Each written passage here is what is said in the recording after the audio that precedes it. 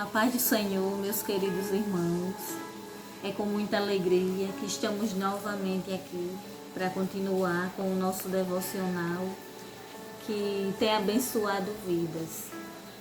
Muitos irmãos têm comentado, têm nos dado notícias de alegria, que têm sido edificados, que têm recebido uma palavra de ânimo através da leitura deste devocional a cada dia que nós temos feito esses vídeos, e isso gera uma imensa alegria no meu coração.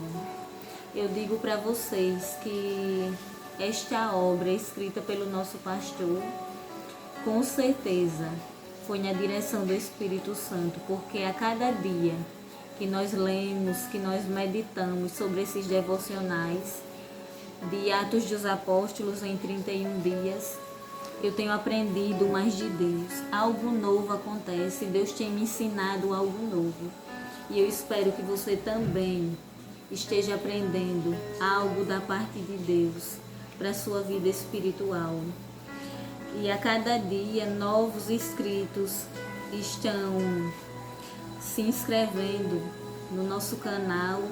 Isso nos traz alegria, porque nós sabemos que mais pessoas têm recebido a palavra de Deus através desses vídeos, e isso nos alegra. Vamos continuar o nosso devocional no 8º dia de Atos dos Apóstolos. Você pode acompanhar melhor na sua Bíblia a história bíblica, a cura de um coxo, o discurso de Pedro no templo. Nós não vamos ler o capítulo inteiro porque nós não temos tempo, nossos vídeos são curtos, mas você pode acompanhar aí na sua Bíblia para uma melhor compreensão do assunto que vamos tratar aqui. Atos dos Apóstolos, capítulo 3, versículo 4, diz assim: E Pedro, com João, fitando os olhos nele, disse: Olha para nós. E o escritor do livro Atos dos Apóstolos em 31 dias, ele escolheu como o assunto-chave: olha para nós. E ele começa dizendo assim: a ausência de autoridade apostólica por parte dos atuais e autodenominados apóstolos e bispos é notoriamente conhecida através dos escândalos cada vez mais evidentes nos noticiários dos jornais e da televisão. Alguns gabam-se de nadar literalmente no dinheiro, como as historietas do Tio Patinhas, personagem da história em quadrinhos. São perseguidos pela fiscalização da Receita Federal. Outros são presos com dólares em quantidade suficiente para comprar carros de luxo e mansões em seus outros países. Ainda outros se metem em discussões inócuas no Congresso Nacional. Ganham notoriedade e contradição, mas não ganham almas para o reino de Deus. E tudo isso que nós vemos acontecer neste tempo em que estamos vivendo, pessoas em busca de poder, em busca de reconhecimento, e os escândalos que têm surgido, isso tudo é a ausência de autoridade espiritual. Deus jamais vai dar sua autoridade espiritual a pessoas que querem auto se promover, a pessoas que querem se vangloriar, pessoas que querem ser mais santos do que os outros. Deus não vai conceder a sua santa autoridade espiritual a pessoas que estão com a motivação errada. Mas a autoridade espiritual de Deus é para todos aqueles que querem continuar a obra de Jesus Cristo na terra. Essa autoridade Jesus Cristo deixou disponível para mim e para você, para usá-la nos momentos de necessidade, não para a nossa glória, não para nos mostrar para o mundo em que somos super crentes, que buscamos a Deus mais do que outras pessoas. Não, nada disso. Mas para que outras vidas sejam curadas, abençoadas e alcançadas pelo poder de Deus. Continuando. A hora da oração vespertina, que correspondia às 15 horas de nosso horário, devia ser um costume dos líderes da igreja primitiva. A porta formosa do templo brilhava à luz do sol, mas o paralítico era ali colocado para pedir esmola. Desde o seu nascimento até a idade de um pouco mais de 40 anos, aquele que, durante tantos anos, se viu acorrentado a uma enfermidade que o impossibilitava de trabalhar e de constituir família, olha para os 2 galileus, ex-pescadores do mar da Galileia, esperando receber umas míseras moedas. Recebeu uma palavra de ordem. Que esperar dos homens, visto que durante toda sua miserável existência fora-lhe negado algo mais que uma esmola? Que esperar da religião, se todos os dias passavam por ele os rabis, os escribas, os fariseus, os saduceus e os doutores da lei? Aquele homem que estava ali à porta daquele templo há vários anos, ele não esperava nada além de uma mísera esmola, até mesmo daqueles que se diziam religiosos. Mas quando aqueles dois homens cheios do Espírito Santo, chegaram ali, diante daquele enfermo, daquele coxo, na porta daquele templo, foi diferente. Algo sobrenatural aconteceu.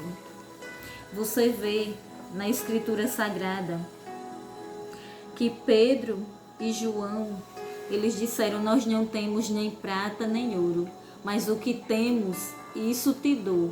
Em nome de Jesus Cristo, levanta e anda. Eles não tinham riquezas, eles não tinham dinheiro, mas eles tinham poder de Deus, unção, autoridade espiritual para dar àquele homem muito mais do que dinheiro, muito mais do que riqueza, algo que ele nunca teve.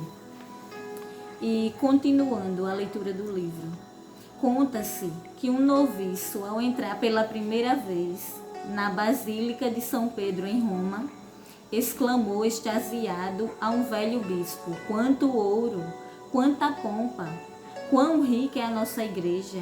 Que mais nos falta? Ao que o velho sacerdote laconicamente respondeu o levanta-te e anda. Temos bens, prédios, veículos, equipamentos de som, gente em profusão frequentando as nossas reuniões. Mas nos falta o poder de dizer aos enfermos que em nome de Jesus levantem-se e andem. Aquele anônimo jamais pensou que seria o primeiro a ser proclamado no livro de Atos como alguém que, por intermédio de um milagre realizado em seu corpo, quase 5.000 creram e se agregaram à nova igreja. Que coisa maravilhosa!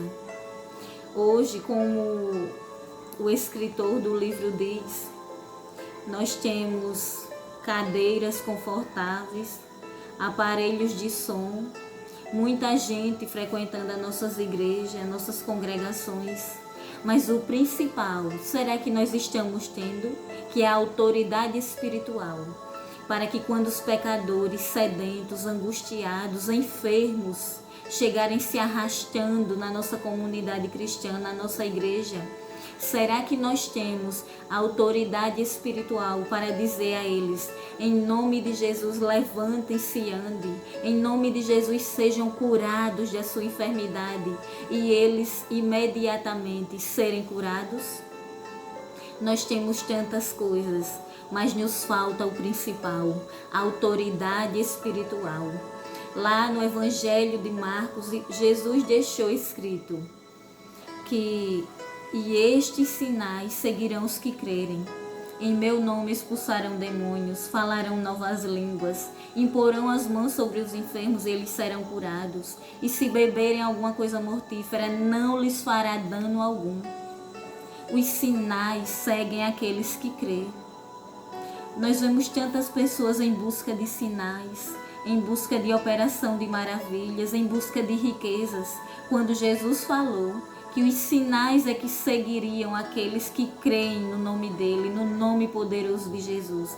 Ele deixou esta autoridade disponível para os seus servos que desejam continuar sua obra na terra. Glória a Deus, essa autoridade está disponível para ser usada por mim e por você. Mas o que falta para que nós venhamos ser usados poderosamente por Deus com autoridade espiritual? Nos falta desejar mais esse poder, desejar mais ver o operar de Deus no nosso meio, nas nossas reuniões. E que através desse desejo gerado pelo Espírito Santo, nós também venhamos buscar em oração essa autoridade espiritual, tendo uma vida alicerçada na palavra de Deus, uma vida em temor e obediência ao Espírito Santo de Deus. Só assim a autoridade espiritual vai chegar nas nossas vidas. Com que motivações nós temos pedido poder e autoridade espiritual? Que quando nós olhar para um enfermo, para um pecador, para alguém que está angustiado, alguém que está necessitado de um milagre, alguém que está oprimido pelo maligno, nós venhamos ser movidos de compaixão por essas pessoas. A autoridade só vai chegar nas nossas vidas, a autoridade espiritual, quando eu e você se compadecer daqueles que chegam carentes, necessitados, se arrastando perto de nós. Quando nós nos movermos de uma íntima compaixão pelo nosso semelhante, aí Deus vai lhe usar com autoridade espiritual para ver o milagre acontecer na vida daqueles que estão ao seu redor. Observe na palavra de Deus, sempre que Jesus operava um milagre na vida de alguém, você vai ver a Bíblia dizer que ele se moveu de íntima compaixão por aquela pessoa e assim operou o milagre. Que o nosso coração venha ser cheio de compaixão pelos que estão ao nosso redor, por aqueles que estão necessitando de um milagre em suas vidas. E que o Espírito Santo de Deus use a mim, use a você com a autoridade espiritual que está tão escassa no mundo. Reuniões, cultos sem o operar do Espírito Santo, sem os milagres de Deus, se tornam vazios. Para que os nossos cultos sejam preenchidos, é necessário a glória, a presença do Espírito Santo atuando no meio da igreja e através dos seus servos, com poder e autoridade espiritual, libertando vidas da opressão, salvando as almas que estão no lamaçal do pecado, curando os enfermos. E para que tudo isso aconteça, meu irmão, minha irmã, nos levantemos com o coração cheio de compaixão, com desejo de clamar a Deus por esta autoridade, com a sede de contemplar o trabalhar de Deus, o mover do Espírito Santo no meio do seu povo, usando as suas ferramentas, que somos nós. Vamos continuar a leitura. Se alguma coisa nos falta hoje, podemos chamar de autoridade espiritual. Para gozarmos dela, precisamos estar dispostos a enfrentar as mesmas perseguições que os apóstolos enfrentaram, porque a história é cíclica. Ela se repete a cada giro dos anos e as palavras de Jesus jamais cairão por terra. Estejamos, pois, dispostos a enfrentar o que vem pela frente. Que Deus continue abençoando a sua vida e que o Espírito Santo de Deus nos prepare para enfrentar o que vem pela frente, para nos fortalecer diante das tribulações e adversidades que vieram e que virão neste mundo antes da vinda do nosso Senhor Jesus Cristo. Que Deus lhe encha de autoridade espiritual para alcançar vidas para o Senhor Jesus. Deus abençoe.